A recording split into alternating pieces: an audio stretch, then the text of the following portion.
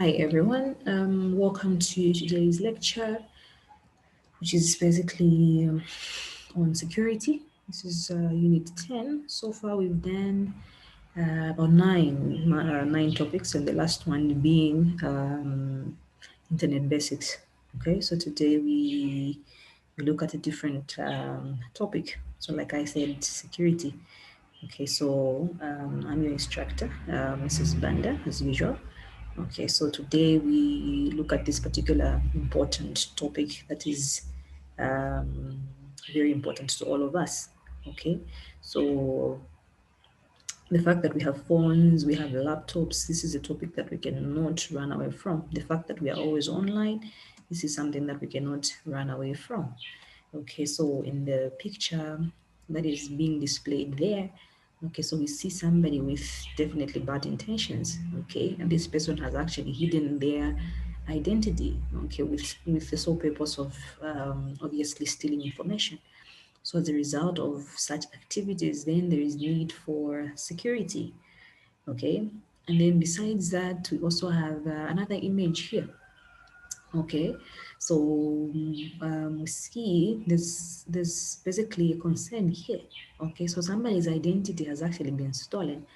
Okay, so if you see the caption there at the bottom says, talk about identity theft. So Laura has stolen my look, okay, my hairstyle, my shoes, and my boyfriend. Okay, so this is happening.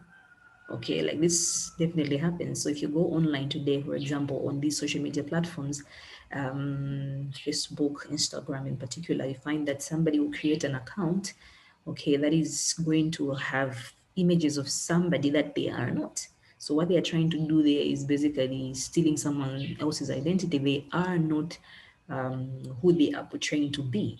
Okay, but then we see people using other people's images, and then in the end, they actually do all sorts of crimes online. Okay, so now as a result of what we've seen in this example and the previous picture, there is a huge concern for security. Okay, so we need security. Okay, so when you're looking at computer security, basically it focuses on security attacks. Okay, we also look at security mechanisms, and then we also look at security services. Okay, so how are we ensuring that we are protected? That is security that we are talking about. Okay, so when you look at a security attack, okay, so these are actually the major reasons for breach of security, because we know security at the end of the day is being protected. But then when you are not protected, when there is a breach, okay, that is definitely an attack and a source of concern. Okay, so security attacks themselves comprise of all actions that breaches the computer security. Okay, so whenever an attack is performed, then you're breaching security. Okay, so the mechanisms then are now tools that we bring in. Okay, the algorithms, okay, the protocols as well as devices, okay, that are generally designed to detect, to prevent, or recover from a security attack. Okay, so once we realize that, of course, there is an attack, okay, then what are we supposed to do? Okay, we need to be able to bring in mechanisms that are going to protect ourselves from such attacks. Okay, and then when you look at security services, so these are services now that are provided by a system for a specific kind of protection to the system resources. Okay, so the services here now are basically things that a system should actually have, okay, or that systems have in order for resources, system resources to be actually protected. Okay, so how do we ensure that, yes, there is protection? So these are the services that we are talking about. Okay, so for us to be able to tell that there is a form of protection here, we look at some security services, okay, that we'll later look at in detail. Okay, so we talked about the security attacks. Okay, so the fact that we are online, the fact that we have phones, we have laptops, we'll always talk about security threats. We also always talk about security attacks. Okay, so when you're looking at a threat in terms of security, it's basically a potential violation of security. and if left unattended to, actually causes harm. Okay, so a threat can be in form of a malicious program. Okay, it could be a virus. Okay, that's an example there. Okay, a natural disaster or a thief. Okay, so all these actually are potential violations. Okay, and if you don't find means and ways of actually looking out for these, definitely it causes harm. Okay, and then also if a system is vulnerable, which is basically a weakness. Okay, so a system that is vulnerable is one that is not protected. Okay, so systems that are vulnerable are actually exposed to a lot of threats. Okay, so we should always be careful to be able to know that this system is actually vulnerable. Okay, so one particular example I can give you also is last time when we were looking at internet services as well as networks, okay, we talked about URLs. Okay, so a URL basically is some form of address that leads us to a particular site. Okay, so now one thing that you should be able to look out for is the protocol that is being used. Okay, so if you look at the URL, it starts with an HTTP. Okay, so HTTP that doesn't have an S, HTTPS. Already you have an idea to say this particular site that I'm visiting is not secure. So meaning there is a vulnerability there. So if you go ahead and provide your information, okay, you are also putting yourself at risk because your information there is actually not safe. Okay, so those are actually potential um, violations, okay, that may lead to harm if you're not careful. Okay, so a vulnerable system is one that is not protected. Okay, so as a result, there is um, exposure to a lot of threats. Okay, also, for example, if you are on a particular network that does not provide for authentication by you providing a password for you to have access to a certain network, okay, everyone else is able to access it already. That is also a vulnerability because you do not know who else is connected on your network. Okay, so that is definitely a potential violation. Okay, and a vulnerability because we do not know everyone else's intentions. Okay, so um, that is definitely a threat there because we don't know people's intentions. Okay, so threat is a possible danger. Okay, that exploits or might exploit vulnerability. Okay, so the actions that cause it to occur are the security attacks. So now, because we've seen threats that are actually potential violations and may exploit a system's vulnerability.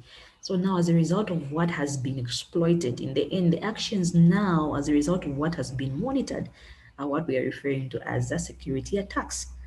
Okay, so there's a threat, possible danger. Okay, and then now the actions themselves that are done, okay, on a particular system are what we are referring to as security attacks. Okay, so now what is the nature of an attack? Okay, so a security attack may be a passive attack or an active attack. Okay, so it may be a passive attack or an active attack. So when you're looking at something that is passive, okay, so you're basically not in an actual act, okay?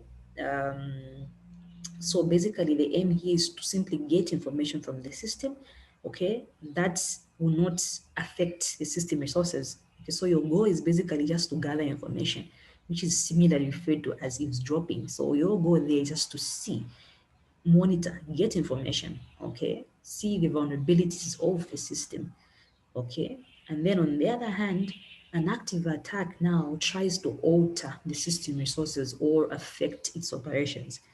Okay, so an active attack may modify the data or create a false data. Okay, so if you look at a passive attack, you can actually observe the vulnerabilities of the system. So once you do that, then next time as an attacker, actually you now launch an actual active attack where you modify the data or create false data. Okay, so passive is just basically eavesdropping. You're seeing information there. You're trying to gather information. Okay, whereas an active attack is where you are now altering, okay, the resources. Okay, or you are now in um, full swing, okay, of affecting systems operations. So that is an active attack.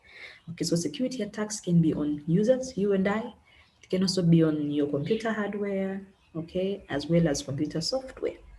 Okay, so this is why it's always and always important to be aware of the fact that you need to protect yourselves as users when you're online. For example, if you have a phone, always have it protected. Okay, install antiviruses, if it's a laptop, and so on. Okay, so these attacks can be on any of us. Okay, so now some of the things that may bring about attacks, okay, or threats, okay, malicious software. Okay, so for as long as we are online, okay, or besides us being online, we always have malicious users, people that always have bad intentions on systems. Okay, so a malicious user uses different methods to actually break into systems. Their goal is just to break in, okay, and intentionally do whatever that they want to do. So now if you're looking at a malicious software with a malicious user, okay, so they'll definitely use a software, okay, that is intentionally included into the system with the intention to harm the system. Okay, so this is basically called a malicious software. Okay, so a malicious software that is intentionally included in the system, okay, with the intention to harm the system is called a malicious software. Okay, because we know their goal. Okay, a malicious user always wants to attack, they always want to cause harm. Okay, so one of the tools that they can use is actually a malicious software, computer virus, okay, Trojan horses, and many other examples that we can cite. Okay, so because their goal is just to cause harm. Okay, so a virus, a Trojan horse, worms, or examples of malicious programs that can actually be transferred, okay, into a system.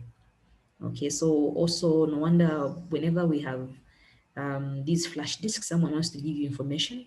Okay, you get information on a flash disk to your laptop. Always have an antivirus to scan because we do not know what again is being transferred from that particular flash disk into your laptop. We've seen people say, no, my computer is corrupt, it has viruses and so on. Where are they coming from? So all different angles. So we should always be aware of that. Okay. And then we also have other forms of malicious programs such as a JavaScript and a Java applet, which is written with the purpose of attacking. Okay, I know at your level you may not really understand this because that is not your area of expertise.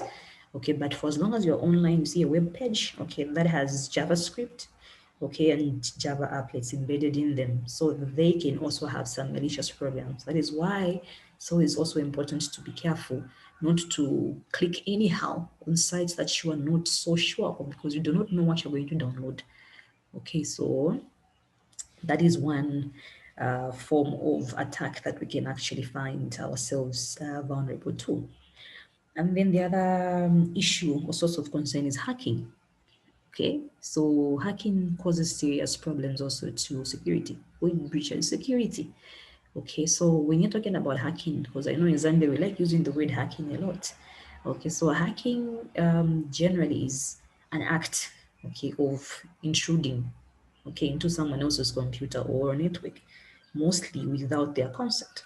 Okay, because that is their goal anyway, without their consent. So you are intruding, you are trying to get into someone else's computer or network without their knowledge. Okay, so now the person that does that is what we call as a hacker. Okay, so a hacker is someone who does the actual hacking, the actual intrusion. Okay, so hacking has got a lot of effects. So it may result in what we call a DOS attack, okay, which is basically a denial of service. Okay, so a denial of service is where now you are preventing the authorized users of your system from accessing it, okay, from accessing the resources that they always access. Okay, so for example, if the student management system is um, hacked by a way of doing a denial of service on it, so meaning students are not going to be able to access their results. Okay, so that is an example there. So that is a denial of service attack. So you have been denied into accessing resources that you want or that you always access using the student management system. Okay, so besides a DOS attack, we're saying further hacking aims at making the computer resource unusable. or unavailable to its intended users, like we have said already. Okay, and then also it targets the computer and its network connections to prevent the user from accessing the email, for example, the websites, the online accounts, such as the banking accounts or other services that rely on the affected computer. Lately, we saw online, is it on Facebook or something? Our musician Leah Yomap's YouTube account. Okay, all the videos were deleted. Okay, so how? So obviously, some possibility of what hacking somebody who knew obviously his passwords and so on had access to that and wiped out his account. So already we can see there he's been denied a view of his resources. So these resources are basically his videos. Okay, so that is what we're referring to as hacking. Okay, so hacking also can be looked at in different angles. So this one also is packet sniffing. Okay, hacking dealing with packet sniffing. Okay, so when you're online, when you're connected on a particular network, okay, so remember you are sending data to and from. Okay, so the data that is transmitted to and from, okay, is what we are calling as a packet. So the data there is just basically data that is moved from one source to another. So we call that in networking terms as a packet. Okay, so the data and the address information are sent as packets over the internet. Okay, so the packets may contain data like a username, password, email messages, files, whatever it is that you are transmitting over a network, okay, is actually put into a packet. So that packet can contain different types of information depending on what is being sent. So now, because these hackers are clever, okay, there are tools available, by the way, okay, so we are calling them as packet sniffing programs or tools that are actually used to intercept the packets while they are being transmitted from one source to another. So basically from the source to the destination. Okay, so this particular tool, okay, is used to be able to intercept to see what is being sent, okay, in the packets from one destination to another. Okay, so that is dangerous. Okay, so once that information is intercepted or once that information has been captured, okay, and recorded, they'll see what is there. Okay, so definitely now it's up to a hacker now to use that information however he wants to use it. So we don't know their intention, their intentions. Okay, so generally packets sniffers are interested in packets carrying the username and password. Okay, so packet sniffing attacks normally go undetected. So normally what they look out for is the username and password. Okay, because they know once they get hold of that, they can definitely access whatever system that you may be accessing. If it's the student management system, once they get your username and password, they'll log in on your behalf. They can even change the passwords now because they have access to that. They're going to access all the information in there.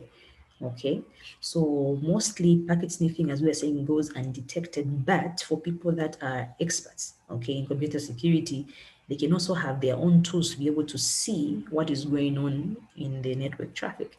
Okay, so this is another point of hacking. Okay, and then, of course, the one that is famous also, password cracking. Okay, so cracking of a password, basically, which is used by hackers to gain access to systems.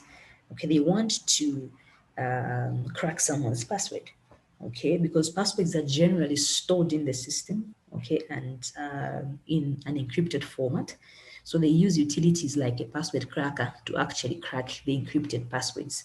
Okay, so encryption is basically hiding. So for example, if your password is password, okay, so now because it's encrypted where it is sitting in the database, for them to be able to now unhide, okay, or decrypt, okay, what are they going to do? So they'll need some tools that are actually going to help them do that. Okay, so that is cracking of a password. Okay, so now these applications try to obtain passwords by repeatedly generating and comparing encrypted passwords or by authenticating multiple times to an authentication source. Okay, so the main goal here basically is just to be able to unwrap, okay, the password. They want to see the password. Okay, and then also another form of hacking or breach is basically email hacking. Okay, email hacking. So the email transmitted over the network contains an email header as well as the content. Okay, so if you look at an email, it's like a physical envelope. Okay, so we know what you put in an envelope there. It's basically content that you are trying to send from one source to another. Then you also have the address there, which is basically the header. Okay, so now if this particular header of an email and the content are sent without encryption, okay, the hackers may read or alter the message that is being transmitted. Okay, so obviously we are saying for that information to be sent and encrypted, it means then the person is using an unsecure email service provider. But provided you're using something that is secure, then definitely you are assured that the content that is being transmitted is definitely encrypted. Okay, so now in an event that what you're using is not secure, then hackers may also change the header once they intercept your email, okay, to modify the sender's name. Okay, so instead of putting my name as a sender, they'll put something else or redirect my messages to other users. Okay, so let's say what I'm trying to send is definitely confidential. Maybe it has to do with my finances. Okay, and then I'm sending it to our finance director. So because it has been intercepted, he can actually change the header. Okay, so he can actually change my content. Okay, so meaning if I wanted, if I was sending a bank account, for example, okay, because he has intercepted that, he can change the bank account to his. So meaning if the account manager receives that, okay, at the end of the day, I'm going to lose out because the money is going to be sent into a different account. You get the point? Okay, so they can do that. Okay, so they can change the name and redirect the message to other users. So that actually happens. That is email hacking. Okay, and then also hackers use a packet replay attack. Okay, to retransmit messages, message packets over a network. Okay, so retransmitting is where, okay, first of all, I as a user, as an original user, I send something over the network, okay, to the finance manager. Okay, I want to change my bank account for getting my salary. Okay, because my my message has been intercepted, okay, by this particular hacker.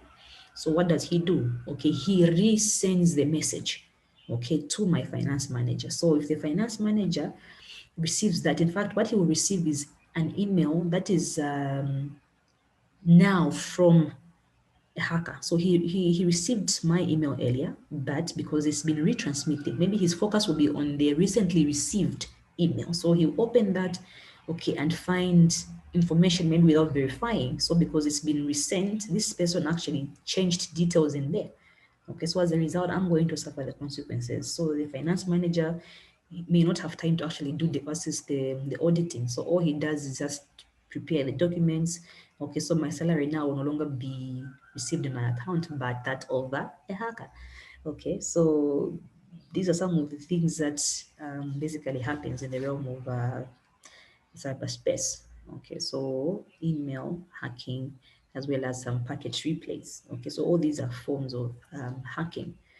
Okay, now having looked at those types of threats as well as attacks, you see there are many, okay, such that we can't really put everything on paper. Okay, those are just some of the examples amongst the many forms of attacks as well as threats that exist. Okay, so now security services. Okay, so remember we said security services are just basically things that the system is able to do in order to safeguard the users. Okay, how do we know that this system is secure? Okay, so what services should we look out for? Okay, so when you look at confidentiality, okay, as a security service, okay, you're basically looking at availability of information to only authorized users. Okay, then I'm assured that the system is secure. So this is a form of assurance, basically, to say, okay, when I log in, okay, or rather availability of certain information can only be given to authorized users. Okay, so that is basically a form of confidentiality. Why should someone else, a third party, have access to my information? Then there's no confidentiality. Okay, and then we have integrity, we are saying that received data is exactly as sent by the sender. So meaning is if there is any form of alteration of what has been sent, then there's breach of integrity. Otherwise, then we are secure. Okay, and then we also have authentication. Okay, so authentication is also a security service. Okay, we're trying to say that before we allow someone to access certain information, we want to confirm their identity. Okay, so ensuring and confirming the identity of the user before revealing any information to the user. This is a service that is an assurance of security. Okay, that is why every time you access a certain system, before you use it, you always have to register. So registration is information gathering. So at the next time the user comes back, we are going to authenticate and validate their originality. Okay, so confidentiality, integrity, authentication. We also have non-repudiation, where we're saying that we want to prevent either the sender or the receiver from denying a transmitted message. You are the one who sent this information, so there is no denying. Okay, and then also access control, where we are saying prevention of unauthorized use of a resource. Okay, so why should you access something that you are not authorized to access? So we have access control.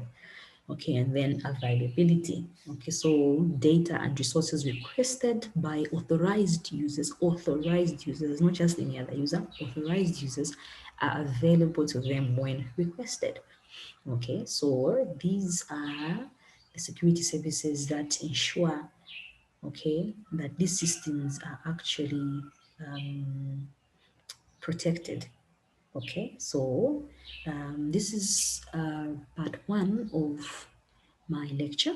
Okay, so be sure to look out for part two, where I continue from the mechanisms now that we can bring in order for us to be able to secure ourselves when we are online. So look out for part two. Thank you. This is Banda here.